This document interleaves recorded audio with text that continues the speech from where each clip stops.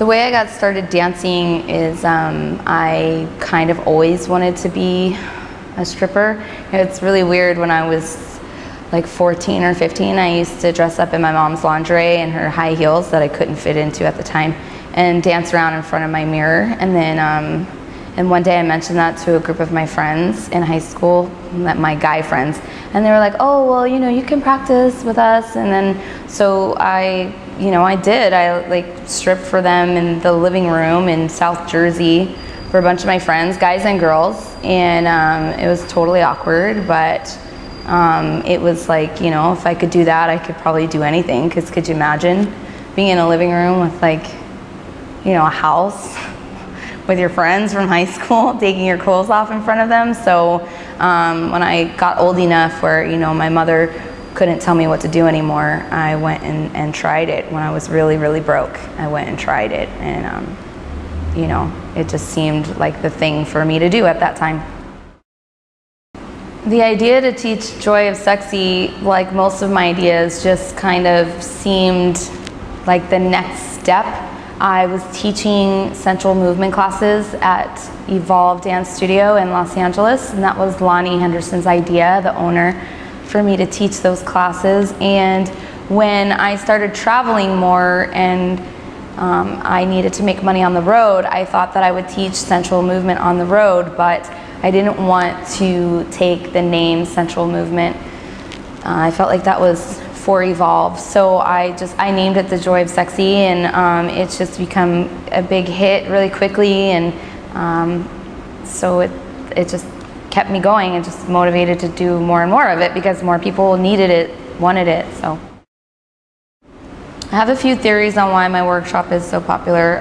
The one theory is I think every woman desires to feel sexy and to feel wanted, and I make it very easy for people to figure out how to feel that way, even if it's just a little bit.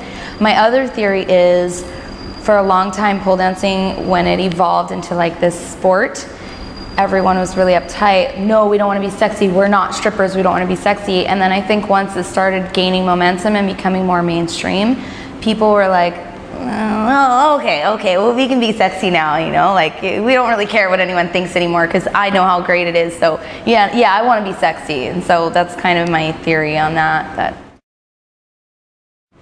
Well, I think the question is, how do you see pole fitness fitting into the pole world? As far as sexy fitting in, it's always been there. You know, it's funny, sexy dancing was alive way before pole dancing was. Pole dancing is only there because there was something holding a tent up that the girls just held on to because they felt secure and because it was there. And there's no other reason for pole dancing other than it held up the tent that they got naked in. Sexy dancing has been around way longer than pole dancing, so I think sexy belongs in pole dancing. Also, other types of genres of dancing belong in pole dancing, but sexy, you know, I think has the first stake in pole dancing. The heel clocking workshop is really fun because it opens people's eyes to new types of movement. It's not just about clocking the heels, it's about getting the attention when you want it and when it seems like the right time. You can also heel clock to the beat of a song, and it's just another way to incorporate different movement into your dance, and it's a great way to get out some aggression too. So heel clocking is definitely a lot of fun, and it does require the right type of shoes and the right type of technique for sure. I also teach a striptease workshop. It's called Stripped. I teach students how to properly take their clothes off in several different ways. So it could be the same item, but how to take it off 3 different ways. I also teach ladies how to take their panties off in the middle of a forward shoulder roll and flick them up into the air and catch them in their mouth. Or how to tie the panties onto the pole and untie them with their teeth. So it's pretty awesome.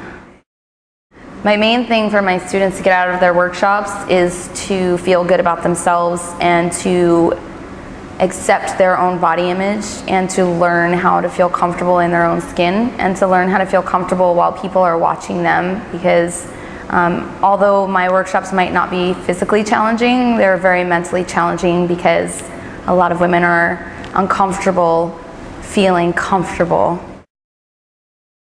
I just got done teaching a workshop here at Pole Pressure in Capitol Hill in Washington, D.C. with Colleen Jolly and her students.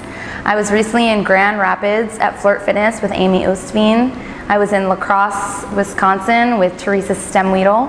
I was in Tampa, Florida with Sarah Jade. I was in at OK Pole Zone with Hope Schmerfeld. I'm going to Los Angeles soon. I'm going to the Brass Ring in Chicago. I'm going to Indie Pole Dancing in Indianapolis. So I travel the US a lot. I'm getting ready to schedule a UK tour.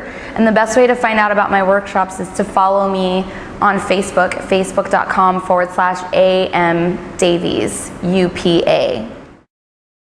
I am live streaming my workshops now, so if you can't make it to any of the locations that I'm at, you can watch my live stream workshops on mfeo.tv/AMDTV.